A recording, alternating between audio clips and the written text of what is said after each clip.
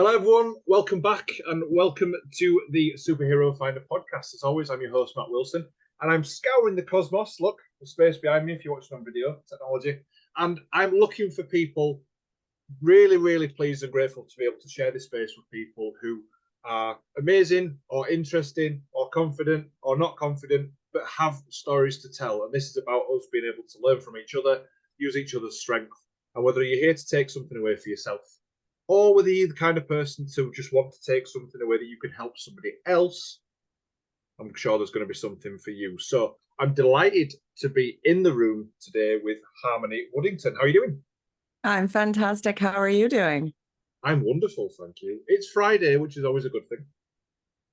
Very true. The weekend is happening and it's still summer weather here, so I'm happy. I'll be on the beach this weekend. Nice to talk about the beach. Where are you? I'm in Vancouver, BC, Canada, and it's still summer here. It's still summer. Well, I'm looking outside and we've still got sunshine. So Nice. which is unusual for us over here in the UK. I love it. So, Harmony, for anyone that doesn't know about yourself, would you just like to introduce who you are? Yeah, absolutely. For all of you guys who don't know me, because you're going to be listening to me more than likely on the other side of the pond, I am actually a Welsh dragon, just so you guys know. My dad was born in Newport, Wales. I am quite the mix of English, Irish, Scottish, and Welsh, so the inner turmoil is very real. And I am a clinical hypnotherapist and also an energy healer, and I go under the title of executive coach. I have always organically by nature called leaders and people that find themselves to be outliers and don't find themselves fitting into their family, their culture, and really don't want to be in a place where they're having everything dictated to them. And most of the people that I work with find themselves like knowing that they don't want to be in the matrix that they're in, but they don't know how to dismantle it and create something for themselves. And so that is essentially the work that I do, is really helping people to dismantle the matrix and create a life that is in service of themselves and ultimately in service of Mother Earth and every life treading on it. I love that because I can't say I know anything about energy healing, and I love when we take conversations back to Mother Earth, and it's really nice to kind of go back to these roots of nature and looking at the planet and where we are and what we're doing to it and things like that. But I am wondering, were you in that position? Were you kind of stuck in a rut? What's motivated you to do this for other people? I most definitely came from a very tumultuous, dysfunctional background, childhood. And being that post-Second World War, Wales was a very depressed state. I think just in general, Britain was very heavily affected by the war. A lot of the parents that came home that had to fight had PTSD and they really struggled. And the kids, as a result, grew up with these parents that were still dealing with these lingering emotions in a time when PTSD and everything was not acknowledged and treated. And so every single one of the 6 children that my grandparents had have serious mental health issues. And my grandfather did everything that he could to try to cope with humor, but obviously it doesn't fix the dysfunction. So my father struggled with depression and suicidal tendencies, and he has made multiple attempts on his life. He's still with us today, but I basically had a ghost of a father because he was so depressed. He just didn't know how to be present for his children. And to make it even more fun, my mother, her family is going back to Scotland, and she's actually from a satanic cult. So that's like super deep. You didn't see that coming, did you? I did not see that one coming, no. Yeah, so she spent the first 17 years of her life having a day life and a night life. And she was always tired and she didn't know why. And the reason for that is because the trauma that you experience, if it's traumatic enough, the mind will take it and store it. And then you don't remember it for the safety of your mind. So you don't snap. So she didn't actually remember what she went through until she went to marriage counseling with my dad, and the psychologist surfaced the trauma, but he didn't know what to do with it. So then all of a sudden, my mother just completely shut down. And at 11 years old, I was in a place where I was trying to help my mother to deal with the trauma to get her back. And so I ended up figuring out of my own volition how to help her to actually access the parts that were holding the trauma, process the trauma, and integrate the parts back into the whole of her mind. And when I think about what I did at like 11, 12 years old, I'm like, I don't even know how, but I was innovating out of desperation because I wanted my mom back. Now, she was so severely split that I wasn't able to successfully do so. It would have taken a lot of work and a lot of time, and I wouldn't have had a life. But I did learn a lot. And it obviously, as a result of the dysfunction and trying to help my dad with his depression and my mother with her multiple personality disorder, which now they call dissociative disorder. Yeah. It really like put me in that place where like I wanted to help others. And then I've always had this innate like just ability to make people feel safe. And so people have been confiding things in me since I was like 5. So obviously hint hint, right? And then when I got older and then had to do my own work as a result of my own experiences, I ended up actually going outside of the traditional allopathic model because a lot of what I was dealing with was deep spiritual stuff. And I was also, to add to the cornucopia, raised Mormon. So that just makes it even more fun. So, That does. yeah, my dad was raised Catholic and then converted to Mormon when he was like 10. So, like, the religious background and dogma and dysfunction was so real in my family. Mm. So, like, the allopathic model doesn't really honor that. They really kind of treat the organ of the brain and what is going on from a neurological perspective, Yeah. and then they kind of disregard everything else. And so I wasn't able to get the support that I needed, and it was in walking on a spiritual path that I discovered a clinical hypnotherapist. And so she ended up actually supporting me, and then I ended up diving into the spiritual world as well, because I ended up discovering as I was working with a client that I had in hypnosis, that she had a ball of energy in her solar plexus that I felt in my own body. And it was so powerful. I didn't know how to help her move it. And so I was like, okay, there's clearly another puzzle piece. So I ended up certifying in multiple energy healing modalities. And what I ended up ultimately realizing is that if you update your mental operating system, if you change a program, and there is trauma from something that is in your physical body, you're still going to manifest physical dis-ease because it's not released and fully resolved. If you shift and release energy, but you still have programs that are creating what created the trapped energy, you're just going to go make a mess again and create more trapped energy. So it's got to be holistic, right? And I think that I was leading myself, the universe was leading me to what I needed to know and learn to be able to not just create holistic resolution for myself, but for my clients. So, what I tell them, I teach them is how to speak the language of the mind and body. And I got resolution myself first, and then utilized what I learned to create a program to walk my clients through the path of holistic resolution. And what's really beautiful about it is, I'm not going to lie, I'm still constantly healing and expanding through working with my clients. I'm just in a quantum leap scenario because I'm living, eating, and breathing it all the time. So I Yeah. feel very, very blessed because we both benefit from the work.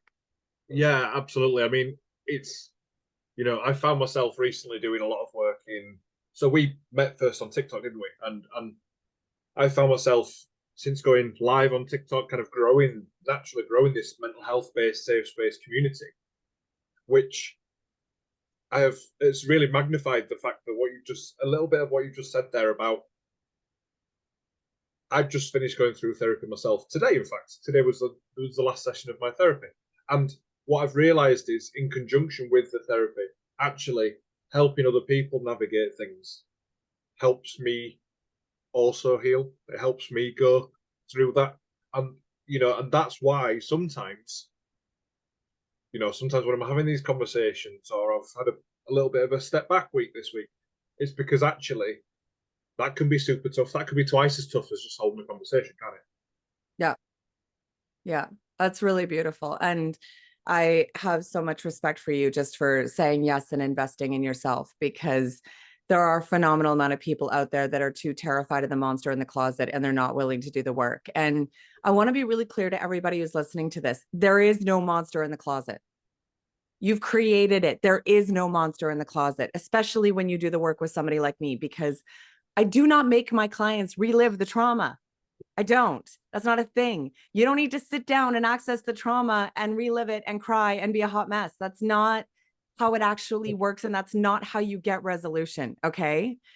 The thing that I am concerned with when I do the work with my clients is what is the residual that has been left and is lingering, that is incongruent with what is in your highest good right now, that needs to be released and resolved. Does that make sense? Yes. Beautiful. So what is usually left is programming that's not serving you. Something like, I'm not enough. The world is out to get me. I can't trust anybody. The world's not safe. Everybody's out to take care of themselves and screw everybody else. Do those programs sound familiar? Right?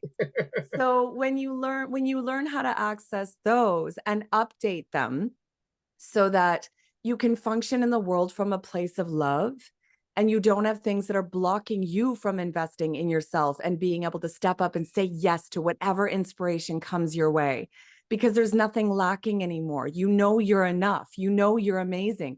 And you know that the right people are going to show up and support you. And the people who don't like what you're doing and are triggered, you can just say you're welcome to them and keep going.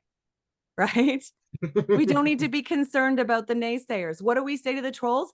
Thanks for feeding the algorithm, right? Oh yeah, absolutely. Absolutely. Yeah.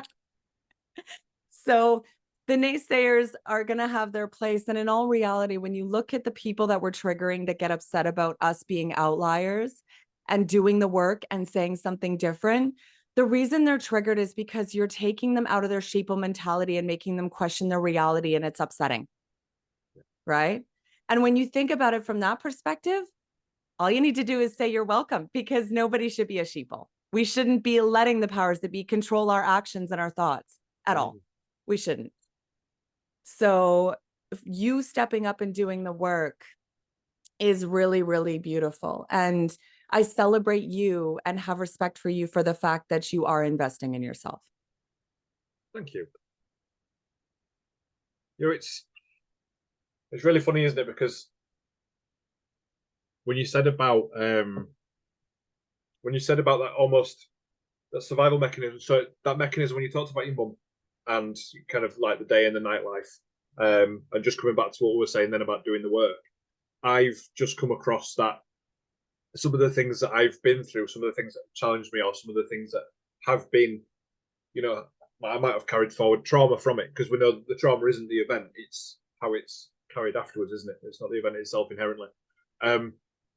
That I realized that when you talk about that separation and that kind of defense, that when I remembered some of those things, it was somebody else that was experiencing them, not me. Got it. So I felt the emotions for the person going through it, but I couldn't identify that actually it was me. There was something blocking that, and I found that really interesting, because that's been big, because then I've been able to, you know, write a few of these experiences down, use it for good, use it in some of my workshops, kind of put it out there, you know, as material to let people know that there are other people that are going through some of these things like you, or there are people that will stand up and they will talk about it and they will create these spaces. But I just thought it really interesting how one of the first things you said was this kind of survival mechanism. It hides, like the mind just hides some of this stuff so that you don't have to deal with it there and then. It's just incredible what challenges the mind can throw, but it's also incredible what it actually does as well, what the brain does and how it can protect you. The mind is a very powerful mental operating system that is just like your computer or your phone. Yeah. And when we understand the language of the mind and how it functions and how to properly update the programs and the apps and however it is that you want to term it, it changes everything. I take essentially how the mind works and simplify it for my clients and hand the power to them as a hypnotherapist to know how to constantly update their mental operating system just as easily as they do their phone. And when you learn how to do that, then you can create a Garden of Eden that you want to play in that is your mind. Most people are dissociating from their mind because they feel at odds or even in a battle with their own mind, which is why too many, unfortunately, take substances because they don't know how to work with their mind. Nobody's taught them. And the trauma that they're dealing with is just too much for them to bear. And the system has an agenda for that to be a thing. Otherwise, we would have been taught how to work with our minds. But I'm a person here who's saying that I understand how it works. I know the secrets, and I am not going to keep them to myself like most other hypnotherapists, because typically when you go and see a hypnotherapist, you say, I want to quit smoking. Cool. You get put in hypnosis, they do the thing, and then you're able to quit smoking. But what did they do to change your programming, right? And in my mind, that's unethical, because I'm keeping the power and you have to keep coming back to me and emptying your wallet in order to be able to change your state. So I don't practice in that way. I do hypnosis here and there with clients when I take them through my program. And the reason for that is because I want them to be able to access information that they can't with ease with their conscious mind. Like, do you know what state you were in before you came into this human body? No. No, but you can go into hypnosis and you can travel back in time and you can observe that. So that's when fascinating. Right? Exactly. So hypnosis has a place to allow you to be able to access information that you wouldn't be able to access with ease with your conscious mind. And to be able to do that is really fun. However, changing somebody's state, I don't use hypnosis for that. I actually give you the ABC 1, 2, 3 to update your mental operating system. And then you work with me over a period of time to learn how to effectively do it, so that when you graduate from my program, you're confidently listening to your internal dialogue and then updating your programs and listening to your body and just confidently doing what you need to do. Because I can think of plenty of things. So one of my many hats is a personal trainer, and I have been for a few years now. And it's, getting somebody to a solution. So helping somebody lose weight. So we look at something like Weight Watchers or Slimming World in the UK. They might work, like you say, get them to a goal, stop smoking, but you don't fully understand why. It's masked behind a kind of point system, something to break it down for people. So then you end up going back to it, because when it stops working and you stop doing it, you don't know how it works. Like you said, so I agree. I completely sit in the same place as you, because what's the point in? It's almost like going to a doctor and them just giving you a bottle of unlabeled pills and just go and take them. Now, arguably, that's how medicine was done a long time ago, but things have changed since then, and actually educating people is ultimately going to be the way that we change. Well, it has a bigger impact, doesn't it, on the change? Because then if somebody's aware of what's working and why it's working, then not only can they move forward a bit more confidently and a bit more empowered by that, but also you can then start to help other people as well. So people, that kind of message, that kind of whatever that knowledge is, does stretch further than just that one person, doesn't it? Yeah. And I love what you brought up about the training and the fitness aspect, because I'm a big gym rat. Like cool. I love going to the gym on the regular. And I was just talking to a girlfriend about that yesterday, and I was telling her that being in my 40s, I just turned 44.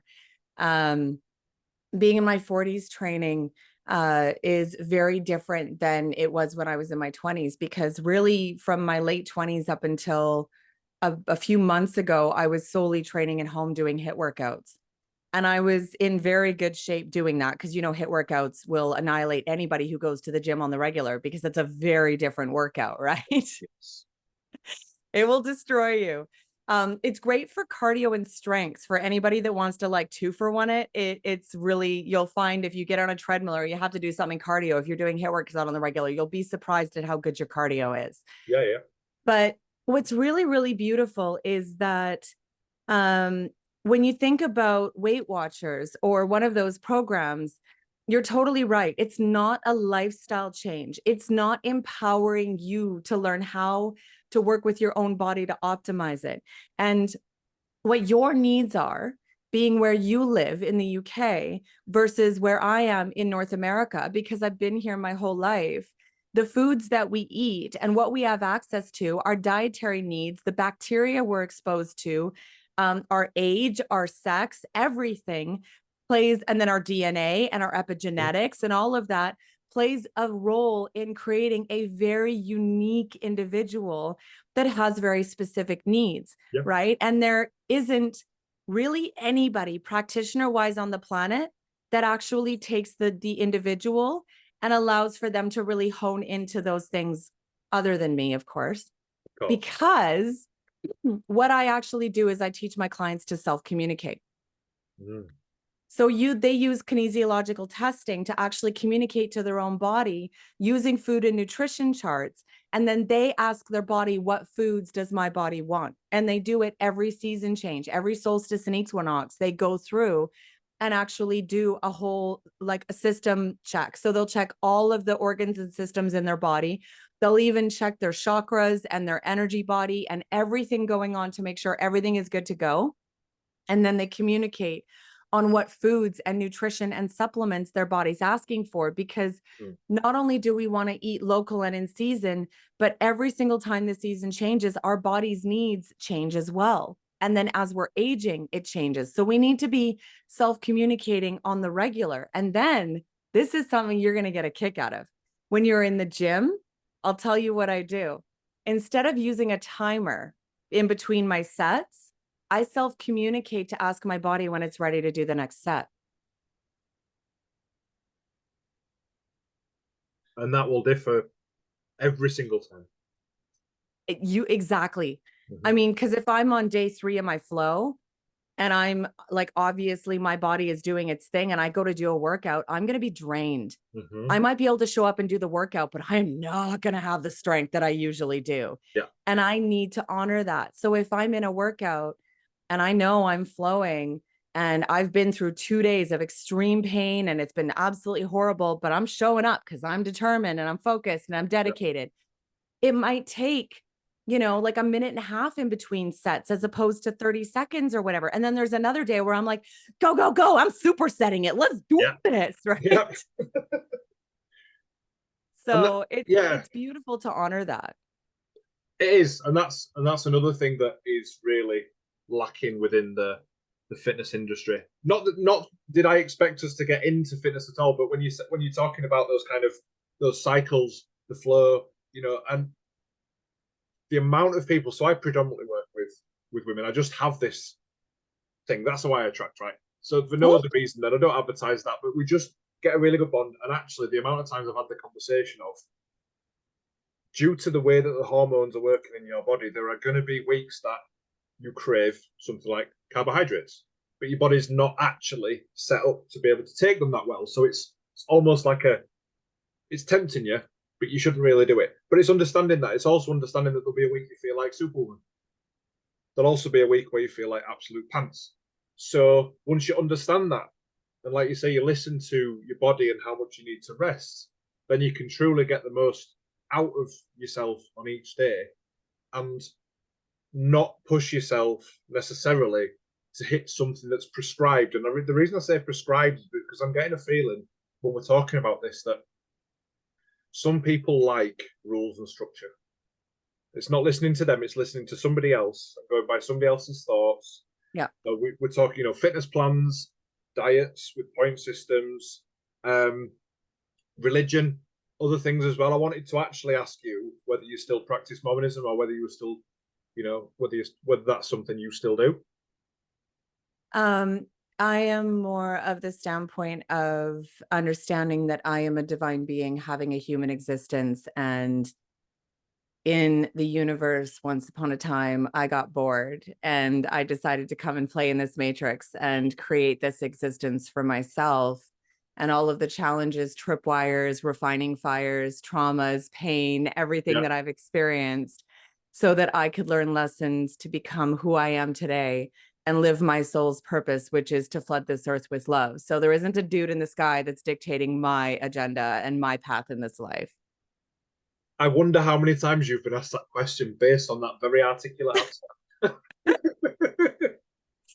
Yeah, I definitely I mean, typically when I do interviews and stuff, I'll spend like I've got my life story and I've got like the 5-minute version and then I've got like the 20-minute version. It just depends on how long the podcast is. Yeah. So whether it's condensed or not. I've done enough of these interviews, Yeah. that I'm pretty well practiced when it comes to it. So usually I do the whole thing and come full circle so that at the end of it, everyone's understanding that I've let go of the dogma of Christianity and, all of the shame and guilt and everything that is associated with it. The self that I was when I was in that state was extremely insecure and self-loathing and lacking. And I think one of the biggest aha moments, there's two of them I think that were really big for me when I was on the healing path. And one was that everything is happening for me, not to me. Mm-hmm. And the other one was that I'm in the driver's seat. We're raised with this idea that God is in the driver's seat on the bus and you're in the back of the bus and you don't get to control anything and you just have to take and deal with and be grateful for whatever is handed to you, right? Because he always has a greater purpose and whatever. Like, okay, cool. And then when I actually had a moment and realized that it wasn't a bus, it's a Bugatti Veyron. Can we be clear on the fact that I wouldn't be sitting in a public bus? Like, are you kidding me right now? It's a $3 million Bugatti Veyron, okay? And I'm in the driver's seat. When I had that moment, I took my hands and put them on a steering wheel and I took control of my life. And now I own what I create. I own what comes into my world because I know it's my power that is vibrating to the universe and the universe is matching what I am vibrating. So everything that is coming to me, I create. Yes. And if I don't like it, all I have to do is change my vibration and something different will come. So I know at all times I'm the one who's in control of this. And it creates beautiful accountability because what do people do but use God or the universe as a scapegoat when things aren't right? When in all reality, it's you. And we need to own what we're creating that we don't like and do the work to shift it so that we can get what we do like. And that is exactly why I asked the question, because going back to that idea of having that structure, some people's comfort is in being able to put down something to the fact that God has a higher purpose, or it might be, okay, well, if I live by these rules, then I'm a good person. So that then gives them a good identity. But it also has the effect that actually, if that isn't truly for you, maybe you're brought up in a family where that's kind of the way you've been brought up, but it's not for you, you'd have that feeling inside where there's the self-loathing, there's the, I suppose, chastising of yourself as well, because that's not actually where you want to be. I think I love the idea of religion.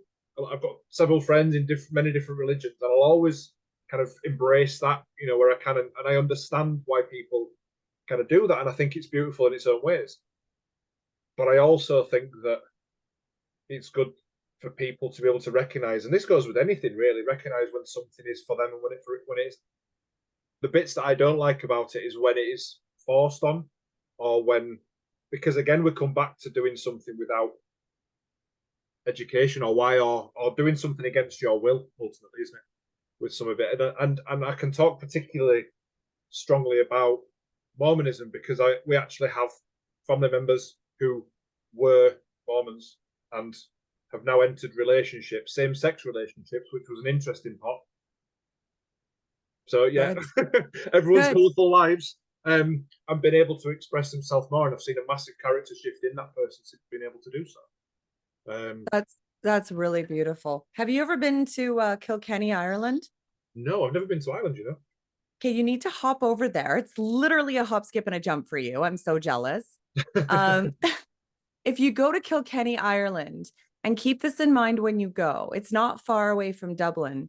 It's a beautiful, beautiful village that has a phenomenal amount of history. And like York, it's a beautiful example of when the Normans came in and created walls around the village and put a big, huge gate on it. And they told the story that we're going to make you safe, because in the times, 1,000 years ago, everybody was, constantly being invaded, or they were killing each other. And it was just anarchy. They didn't have law and order. And so they came in and brought that. And so when the gates were being closed every night, they were cheering because they felt safe, and they didn't realize they were being locked in.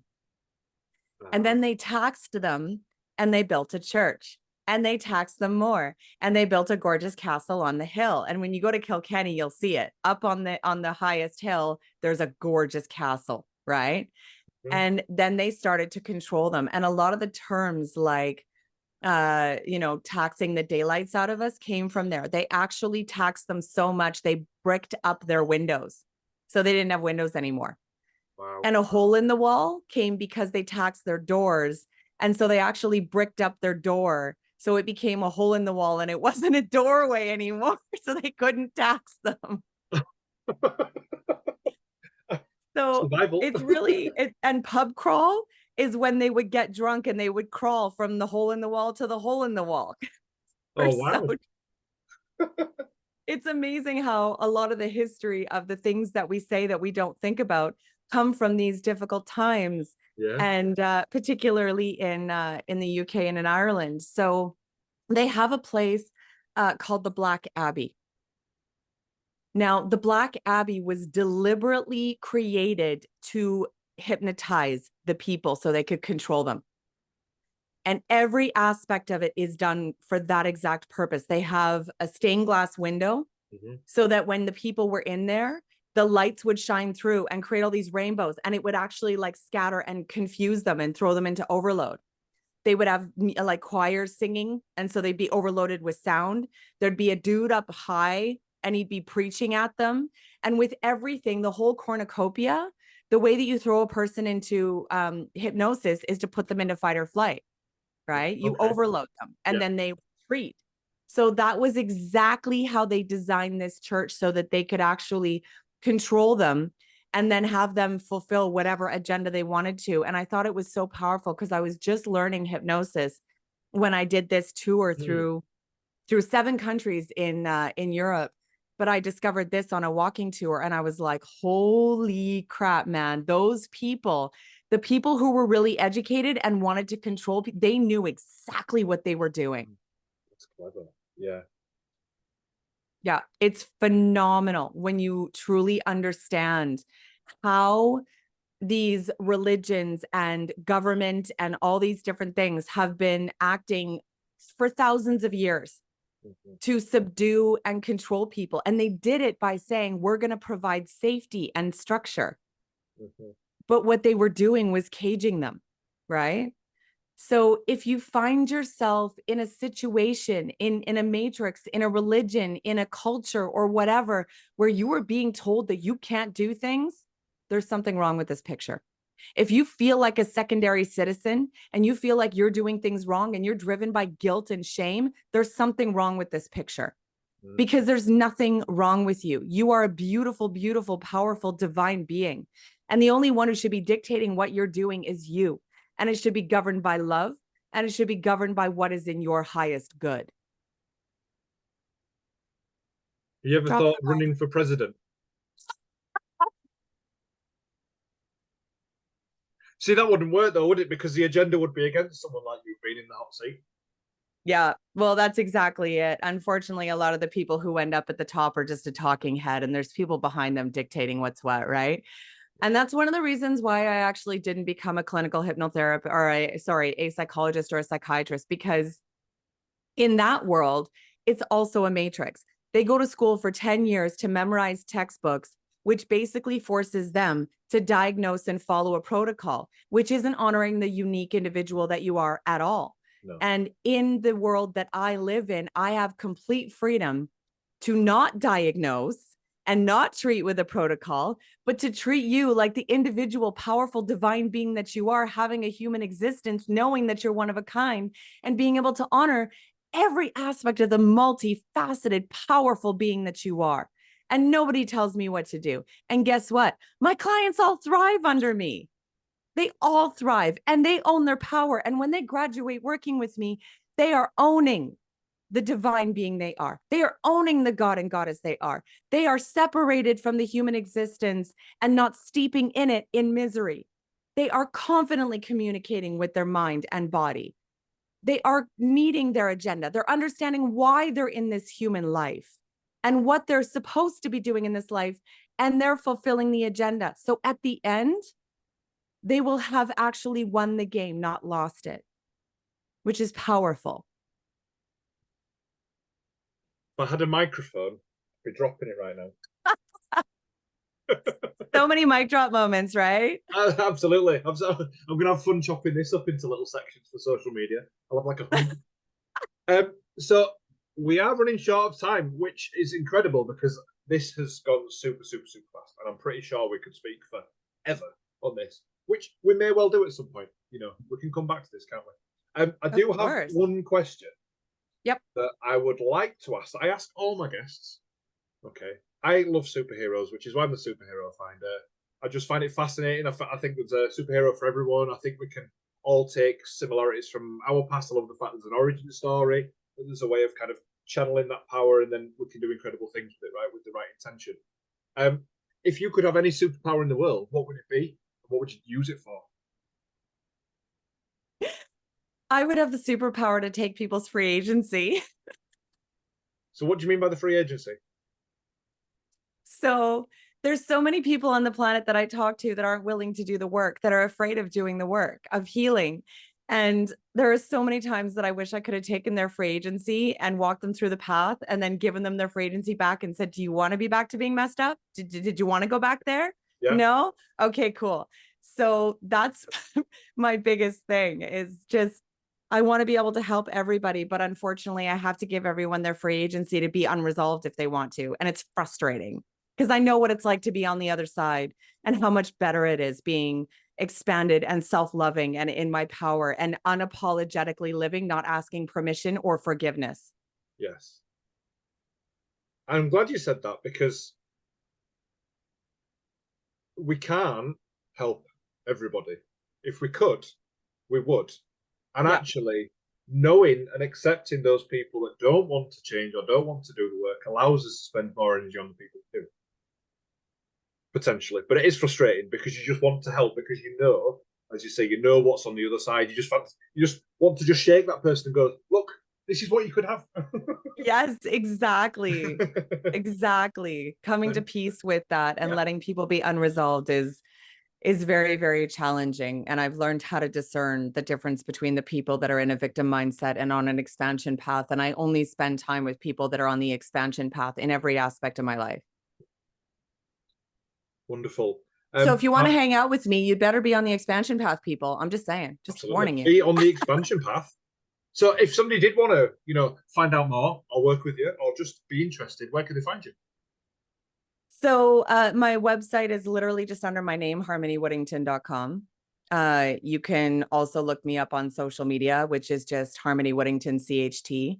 And I'll make sure that you've got all of my links for my social and stuff so they can go and click a link in the episode so that they can check me out because I'm literally saturating all the social media constantly. So I'm everywhere.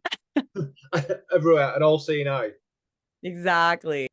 Harmony, it's been absolutely fantastic to catch up with you, to meet and to get to know a bit more about you. Because we met on TikTok, but I didn't look too deep into who you were. I just knew I could feel that there was going to be a good conversation in there. So thank you for that.